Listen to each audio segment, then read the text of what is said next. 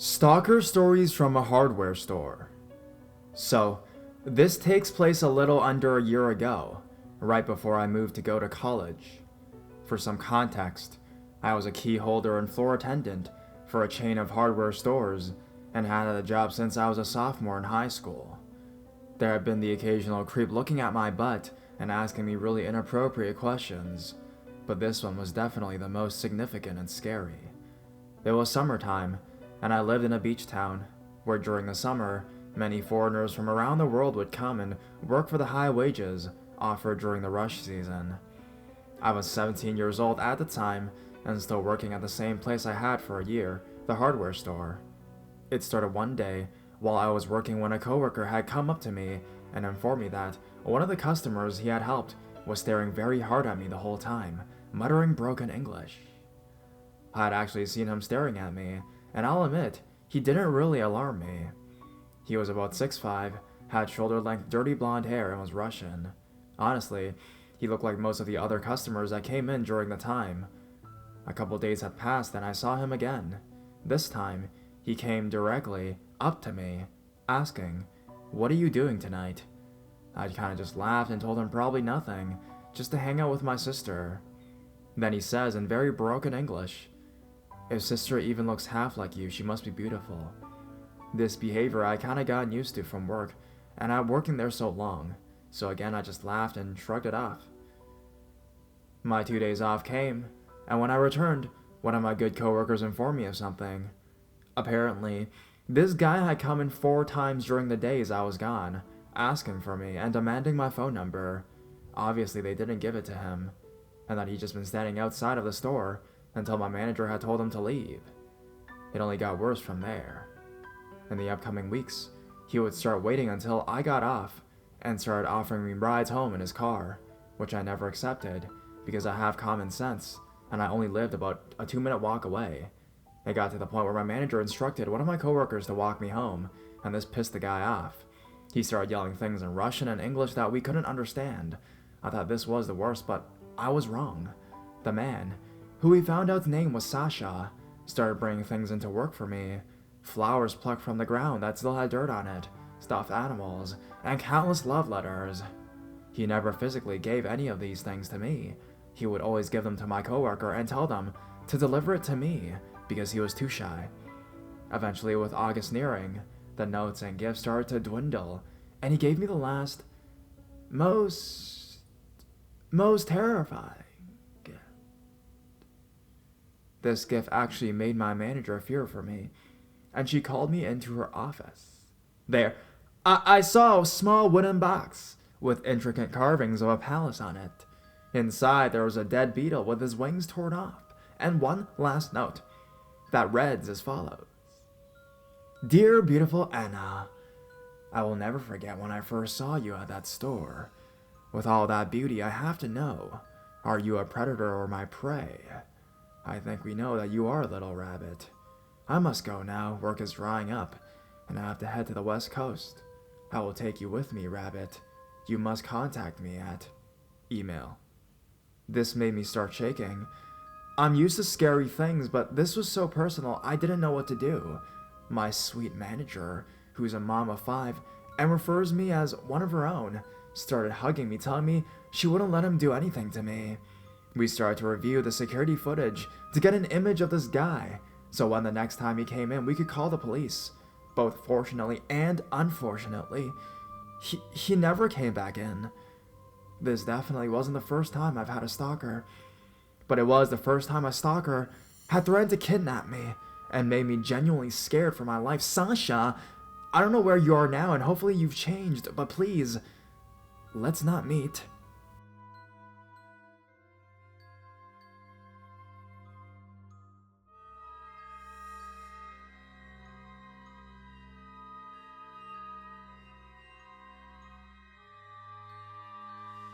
I still hate Home Depot to this day.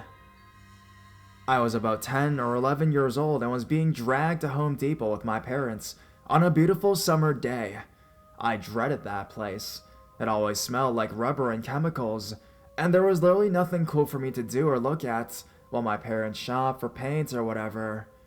Being a summer day, I had shorts and a t-shirt on. Nothing out of the ordinary. I decided to try and kill time by finding tiny little magazine sections. They were so generously offered to bored kids like myself. I grabbed myself the latest 17 magazine and stand and flip through the pages. Out of nowhere, a random man, probably in his early 40s, comes up next to me pretending to look for a magazine. I'm still standing there as he crouches down to pick a magazine from the lower shelves. I can't help but notice he picks a teeny bopper magazine. I think it was Tiger Beat. For those of you who are not familiar with it, they were magazines made for kids and teens, filled with teen movie stars, heartthrobs of the month, boy bands, etc. I thought it was very strange that was his choice of reading material, but it soon occurred to me he wasn't even reading it. He was holding the magazine open while still crouched down, just staring at my legs. I was so confused. Probably because I wasn't even allowed to shave them at the time, so I'm sure they weren't very attractive. He continues to stare, and I begin to feel super uncomfortable, but try to ignore him. All of a sudden, he leans over towards me and proceeds to look up my shorts. I was in such shock and disgust, I literally jumped away from him and ran to my parents. I found them and told them I really wanted to go, but was too embarrassed and afraid to tell them what had just happened. They still had a couple more things to buy, and I didn't leave their side. As we moved from aisle to aisle, the perverted dude kept finding his way to the same one. I finally pointed out the fact that he was creepy and wouldn't stop staring, and my parents granted my wishes to leave. As we approached the car, I saw him leave the Home Depot soon after. I ran to the car and hid in the seat, and made sure he wasn't parked anywhere near us. Fortunately, we lost him, and got the hell out of there without him noticing. I felt so violated and disgusted for a long time after. I tried to avoid going to Home Depot, even more so after that. As for the pervert, I can only hope something happened to him, like a piano falling on his head or something. Yeah.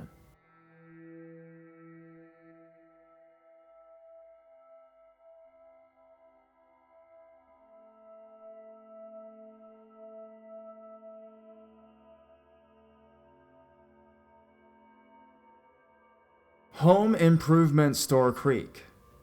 Just found this sub, and reading the creepy encounters made me remember one of my own. It was about 10 years ago. My husband and I were remodeling our house, and as a result, we're spending way too much time in a large home improvement store where we live. This store is right off a main highway, with the on and off ramps right by the entrance to the store. Yes, that detail is important. We were spending yet another afternoon at the store, buying paint, brushes, blah blah blah boring stuff. We had our then 3-year-old daughter with us. She was a cute kid, and I was used to strangers commenting on how pretty she was.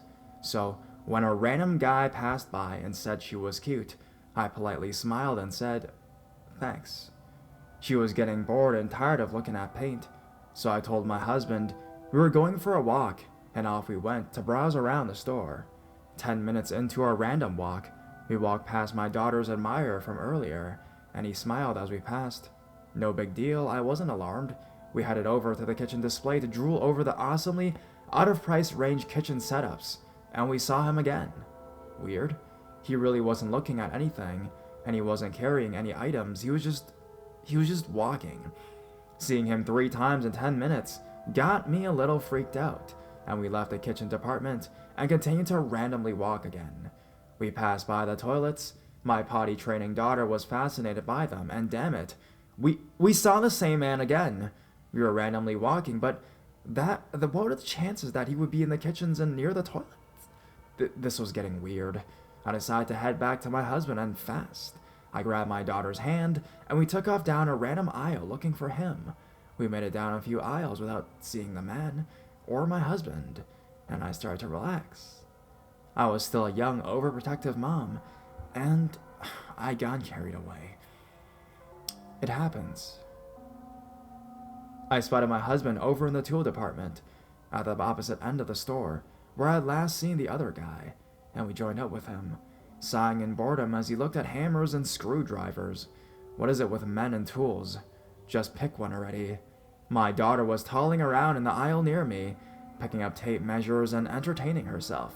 I sighed again loudly to make my husband hurry the hell up, then looked around and there was the same guy from earlier, on the other side of the aisle.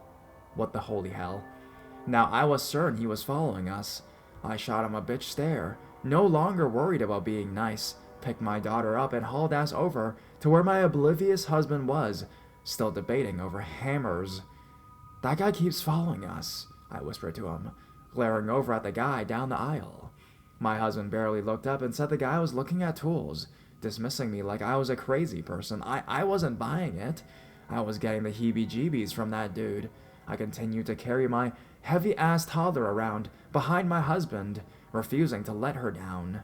As I walked around, I kept a stalker dude in my sights as he shopped, but never actually picked anything up at all. Finally, my husband said he was done. We paid for our purchases, and we headed out of the store.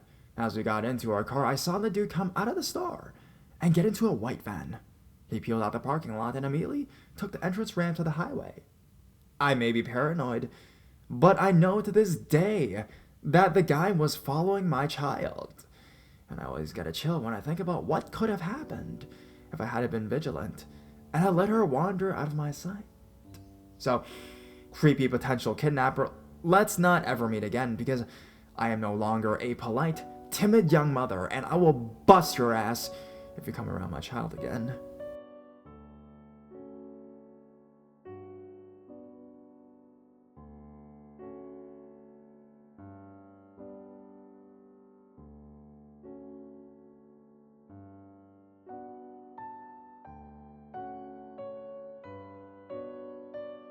Home Depot van.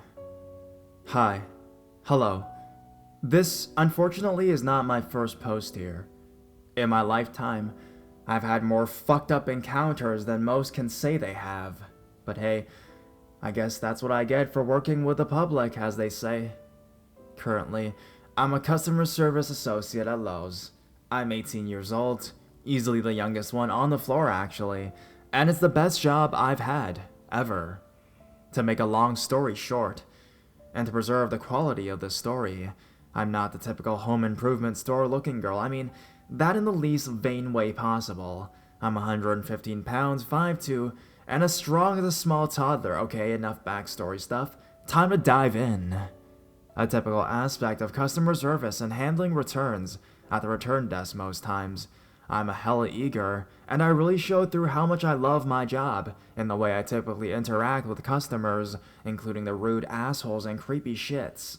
I'm just standing, organizing some of the returns when a customer comes through the desk to do a return. The first thing I notice is that they have an entire lumber cart full of split, dirty, and moldy lumber. Amazing. Despite my visual evaluation of this concluding, I'm already 100% done with it. I still smile and politely ask if they've brought their receipt with them. He looks up profusely sweating, wiping sweat from his brow and choking out that he lost the receipt. Okay, cool. That's another pain in my ass, but I still act like everything is peaches and cream. I unhinge the chain separating the customer area in the front of the desk and the associate area behind the counter and begin to scan the remnants of the UPC codes on the lumber. About 2 pieces in, I realized that one set of brown pressure-treated boards weren't in our inventory table, which means they aren't from our store. People get confused all the time, and so I leave them and ask him if he has the card that he had made the purchase with. He furrows his brows and in a very broken and jumbled English demands to know why the non-stock boards weren't scanned. I simply explain that they aren't in the master table and that we cannot simply accept them, and that the few moldy ones are non-returnable as they are damaged due to customer use and not by faulty manufacturing. He is extremely passive and struggles to throw the boards up, though he is adamant that some oak boards he brought were from the Laos, but the stickers of UPC on them had worn off. He says he can find the floor merch and bring it to me to scan.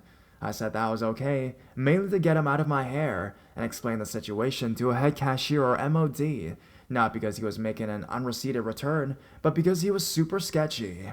After I pulled the chain away It's like my personal space bubble had gone away too. He was right in there beside me, making sure I did everything right, sweating more profusely, which is what really made me feel uneasy. When he gets back, I just move as fast as I can to get this creep out of my way. He was quite literally killing my vibe, as the hip kids say.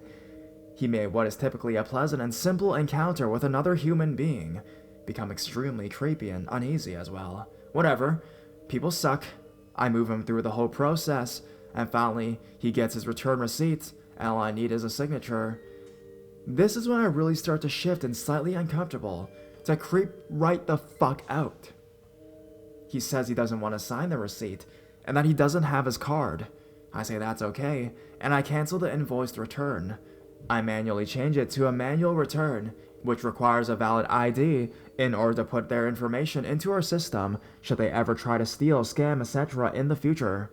I ask him for valid ID, and he hesitantly pulls it from his wallet and hands it to me. As I'm putting in the information, I know that he is from Toronto, which is quite a ways away from where I work, a 4-hour drive, and that really didn't sit well, so I made a mental note to remember his name. I don't know why I thought I should, but fuck, I'm glad I did. After putting through the information, I issue a merchandise credit card, gift card kinda, for upwards of $400. Finally get the fuck out of there and mention how creepy he was, jokingly to my coworkers. This all lasted from around 6 p.m. to 6:30 p.m. Fast forward to 5 minutes to close, and guess who makes a guest appearance? My good friend Lumberman. He'd apparently been roaming the store for a good hour and had to be pushed through his order as the store was preparing to close. Rolling up to the customer service desk, he waits at my till, the special one for typically bigger, problem, or custom orders. He's approached by a few cashiers who insist they'll be happy to help him, and he doesn't budge.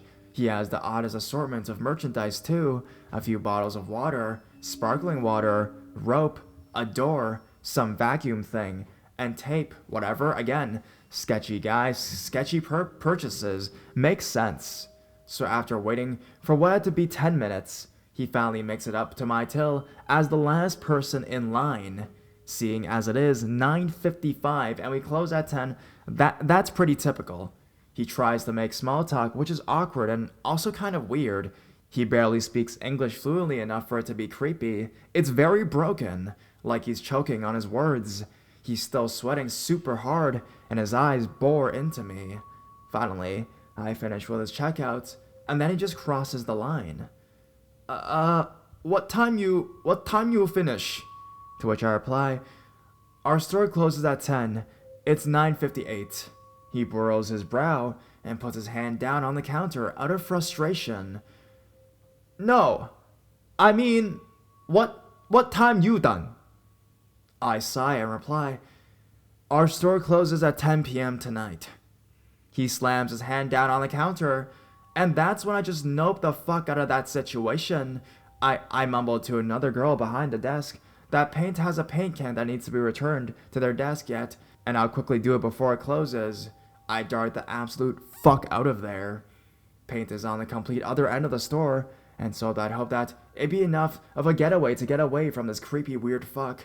I slowly and carefully try to make my way back to the customer service desk, which is right beside the entrance, and also exit if you've ever been to one of our stores before. That's when I see him still standing there, looking like he's waiting. It's now 10:05, and I wonder why nobody has asked him to leave yet. I duck behind some shower displays and call over some guy who was walking the floor, probably a plumbing associate kid, pretty new and shy as hell, and ask him to tell me when the guy leaves.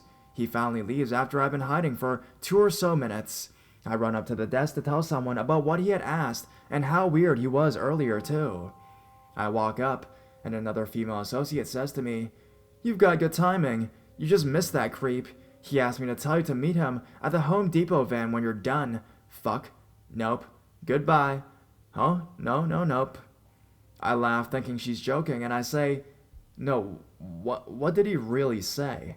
To which she replies, he said, and I quote, "Could you tell the associate, Barry, when she gets back to meet me at the Home Depot van when she gets done?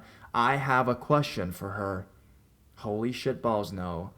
I have wicked long hair that covers my name tag, so he had to be looking. searching for my name, which makes me feel uneasy. Now, this ain't my first rodeo. I've been stalked, I've been watched, attempted kidnapping, you name it. But this still got to me. I make my way through the store looking for my head cashier. Pretty tough, no bullshit type of girl who is super great at being intimidating. She tells me not to worry, but to definitely not leave alone tonight when I'm done at 10:30 p.m. Now shit really hits the fan. I go to unlock the doors for someone who was done at 10:15, and who do I see idling in the parking lot, staring into the store? Oh, my good friend, the Home Depot van. Red flags start going off, and I pull her back into the store. I explain to her what happened, and she immediately calls up the entire store staff to talk about this. Shit really escalates at this point. We are walking girls out. There's someone standing guard of the door and other exit door, and then there's me, standing there waiting for my ride, my dad, to get here. So I call him and explain to him what the fudge just happened. The van is still idling very close to the exit, the first row of parking spots, at 10:25 p.m. on a work night. Last time I checked, Home Depot vans were due at 9:15 p.m. in my area one at least. What the hell? I can see him staring into the store, and when he sees the massive brigade of women, he pulls out, and we all think he's leaving. Nope, he just pulls behind the car caddy, so only his lights prove he's still there. Fucking right. Finally, at 10:30, my dad pulls in, and I recognize his car, so I call him using the in-store landline. I explain what happened, and being a dad, he's pretty tough guy about it. He pulls right up beside the van and tries to get pictures of the scumbag in the car. When the guy notices, he swerves into my dad's car and tries to T-bone him to hell. My dad thankfully is a decent driver and was able to avoid it, and now tries to get pictures of the plates, as that's probably more useful if anything, considering their vans are pretty hard to track. I changed, ran out to my dad's car parked in the loading zone, directly in front of the exit. Just before I left, an older gentleman walked someone out to our car and was now speaking to the man in the Home Depot van, so we got out of there as fast as we possibly could. The next day, it's all the buzz at work. Apparently stuff like this never happens, and HR is making quite the legal deal of it, which I, in all honesty, appreciate the shit out of, because it means they actually fucking care about me. Back in my restaurant days, abduction attempts were a Friday night for a good half of the store staff. That's the industry, as it turns out. The older gentleman gave the creepy Home Depot driver shit for what he did. The creepy man said he had bought gifts for me, but failed to provide them, when the older gentleman had asked to see them, which makes me feel rather uneasy. Recalling his order, the rope, the tape, and several bottles of sparkling water, which really began to add up. Jesus. Side note, the van wasn't a Home Depot from in my city. I could check the next city over if I wanted, but I have to exercise my contact with my ex-boyfriend who works there. If anything else comes of it, I'll probably consider it, but at this point, nah. So, Home Depot van man, lumberman, whatever you want to be called, whatever you are, no need to sweat anymore. Let's just not meet.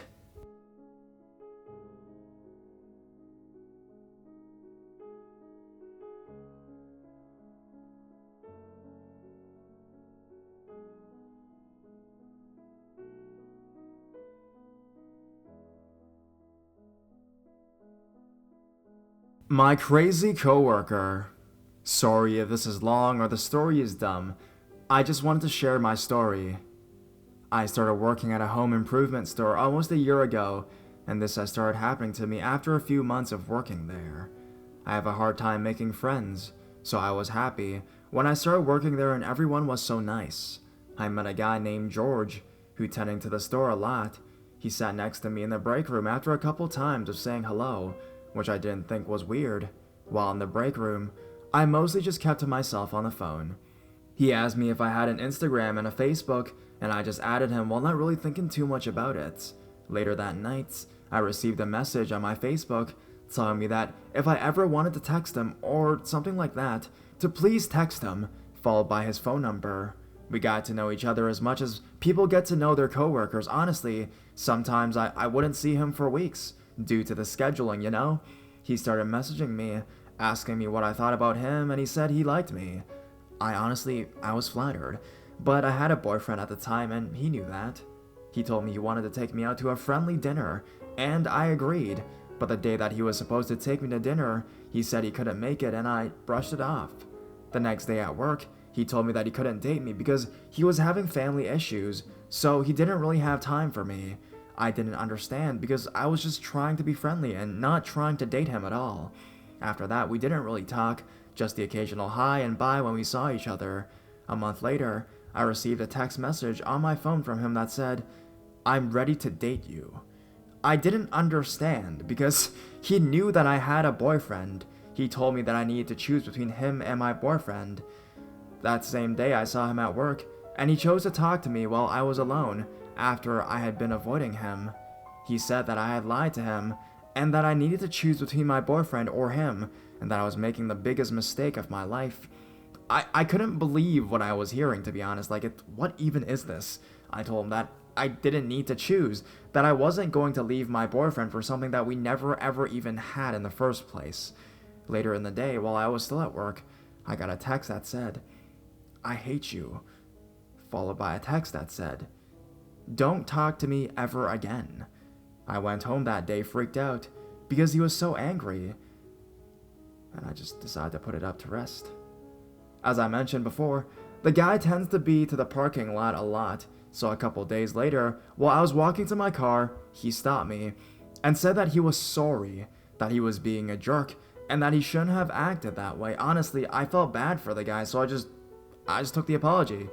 One day when I was walking to my car, he tried to hug me and say goodbye.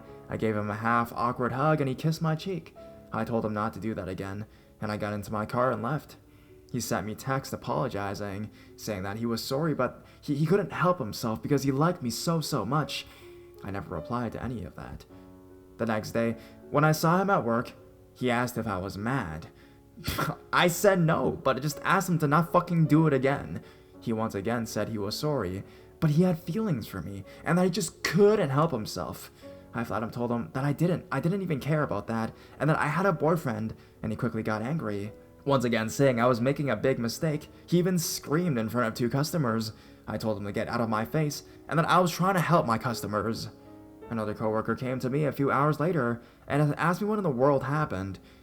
He had asked her to talk to me because I was being difficult, because I didn't want to go out with him, even though he said I liked him. I tried to explain to her that he was being fucking crazy. I even had her walk with me to my car at night, because I knew he'd be at my car waiting when I got out, and I didn't want that. I know it sounds stupid, but I hate confrontations. So, a month passes, and I finally think he's over me. I finally thought he understood that all I wanted was a simple friendship, until I got a text last week from him. He asked me when I worked again. He was saying that I was the only thing that helped him get through his day. I texted back asking if he understood that I only wanted a friendship. He said he understood, but he wanted more. He started saying that he loved me, and that he knew I liked him too, because I wasn't letting go. He said that I was being selfish because I didn't want to give him a chance. He said that he was crying, and that it was all my fault, because I had no feelings in my life, or in my heart. He demanded to know why I wasn't going to give him a chance, and he kept saying that he knew that I had feelings for him as well. I tried explaining that I wasn't into him at all, and he kept saying that he knew that I liked him, because I wasn't letting go of him. He made me really angry, and I just told him that if he doesn't stop texting me, I was going to report him for harassment. All he said was, okay. So now I'm just waiting to see what happens next, and the next time I see him.